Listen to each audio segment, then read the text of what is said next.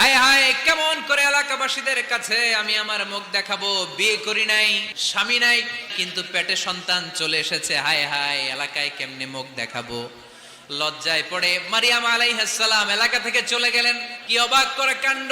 বাচ্চা ভূমিষ্ঠ হওয়ার জন্য, বড় হওয়ার জন্য 6 মাস 7 মাস লাগে নাই, পেটে বাচ্চা আসার সাথে সাথে বাচ্চাটারে বড় করে দিয়েছে কে? মারিয়াম আলাইহিস সালাম এবার বসে পড়লেন, বুঝতে আরম্ভ করলেন প্রেগন্যান্সির পেইন উঠেছে। হঠাৎ করে পেট থেকে বাচ্চা ভূমিষ্ঠ হয়ে যাওয়ার পরে উনি কাঁপতে আরম্ভ করলেন। ক্ষুধার চোটে খাবার কিছু নাই, সামনে ঝর্ণা, উপরে একটা খেজুর গাছ। সাইয়েদনা ঈসা আলাইহিস সালামকে কোলে নিয়ে মারিয়াম আলাইহিস সালাম মনে মনে ভাবে, হায় রে, কেউ যদি একটু খেজুর পেড়ে দিত, এই ক্ষুধার মুহূর্তে আমি খেজুর খেয়ে পেটের ক্ষুধা নিবারণ করতাম। রব্বুল আলামিন মারিয়ামকে উদ্দেশ্য করে আয়াত নাজিল করে দিলেন, হুজ্জি ইলাইকি বিজিযআইন নাখলা। এর মানে হচ্ছে মারিয়াম, কেউ পেড়ে দিবে না, একটু